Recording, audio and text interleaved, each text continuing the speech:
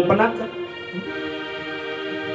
100 रुपए का नोट बाबाओं के मन को भी रपटा दिया करता।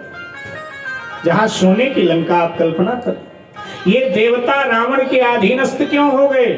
कि देवता रावण को समझाने गए, और जब देवता रावण को समझाने गए तो देवता भी कांचन कामिनी के गुलाम हैं। देवता रावण को समझाने गए, रावण ने एक सोने का महल दे दिया, एक सुंदर स्त्री दे दिया। देवताओं ने कहा जो मर्जी कर, हम तेरे रास्ते में नहीं आए। रावण फल गया, रावण भूल गया। हनुमान जी विचार कर रहे हैं कि बड़े बड़े देवता नहीं तोड़ पाए तेरे दुर्ग को, अब देखो मैं तोड़ पाता हूं कि नहीं। चलो रघुनाथ जी को तुड़वाना होगा तो मेरे द्वारा तुड़वाएंगे, अथवा तो वही जाने क्या उनकी इच्छा। हनुमान जी देख रहे हैं। हनुमान जी ने एक और विचित्र दृश्य देखा। लंका में ना दिन में पहरा हो रहा है, रात में तो होता ही था, लेकिन यहां दिन में पहरा हो रहा है। ऐसा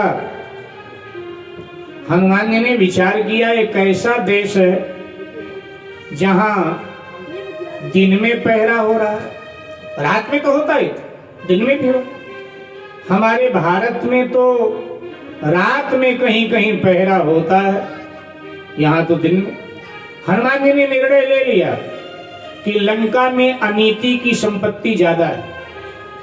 जहां नीति की संपत्ति होती है वहां ज्यादा पहरेदारों की जरूरत नहीं पड़ती। जहां अनीति की संपत्ति होती है वहां बहुत पहरेदारों की जरूरत होती है। आप रामायण को जब पढ़ेंगे तो अयोध्या और मिथिला और किष्किंधा में ज्यादा पहरेदारों का वर्णन आपको नहीं मिलेगा, लेकिन जब लंका का वर्णन पढ़ेंगे तो लंका में चप्पे चप्पे पर पहरेदार खड़े हैं, क्योंकि लंका में जो कुछ है सब अनीति का है, लूट खसोट का है। जहां अनीति का होगा, लूट खसोट का होगा, वहां पहरेदार बहुत होते हैं। हनुमान जी समझ गए कि जितनी संपत्ति लंका में है अनीति की है, इसीलिए यहाँ पहरेदार बहुत हैं, अस्त्र शस्त्र लेकर पहरा दे रहे हैं।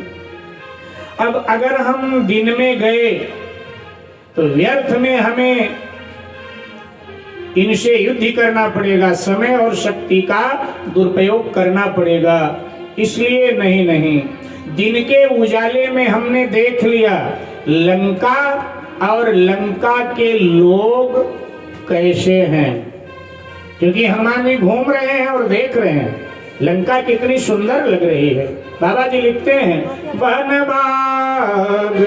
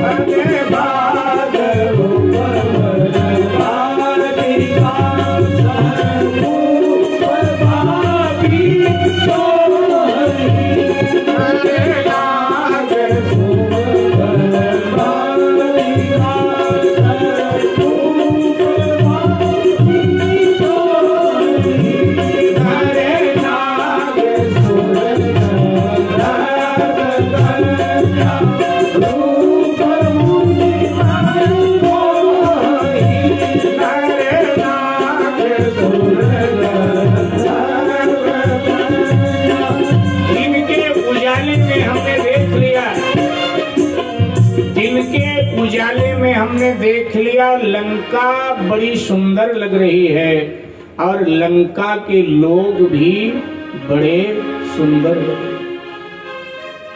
अब रात के अंधेरे में देखूंगा लंका और लंका के लोग कैसे लगते।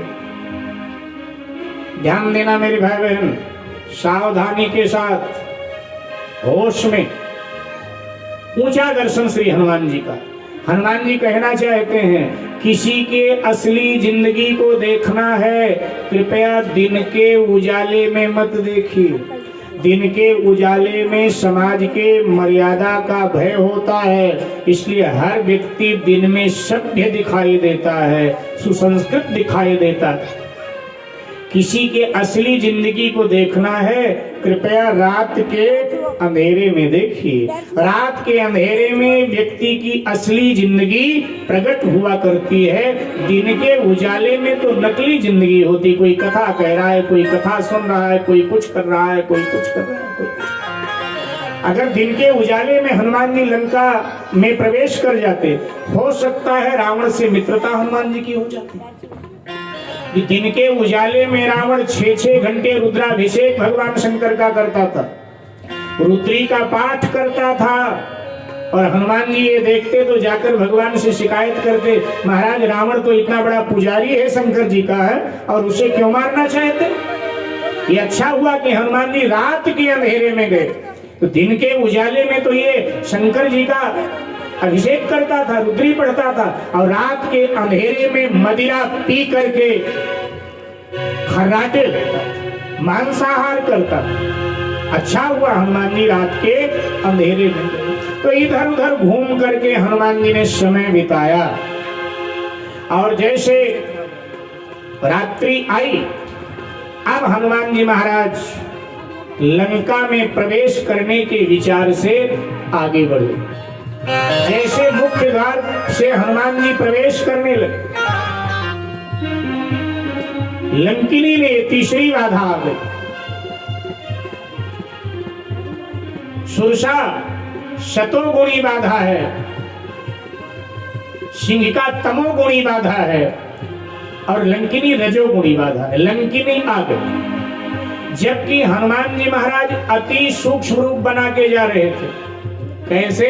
तो बाबा जी कहते हैं, मस्तक समान रूप कपिधारी, मस्तक समान रूप कपिधारी, मस्तक समान रूप कपिधारी, मस्तक समान रूप कपिधारी, लंकहि चलऊ सुनि नरहरि, लंकहि चलऊ सुनि नरहरि, लंकहि चलऊ सुनि नरहरि, लंकहि चलऊ सुनि नरहरि,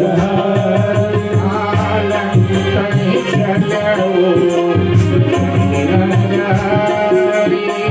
लंकहि चलऊ सुनि नरहरि। हनुमान जी मच्छर जितने,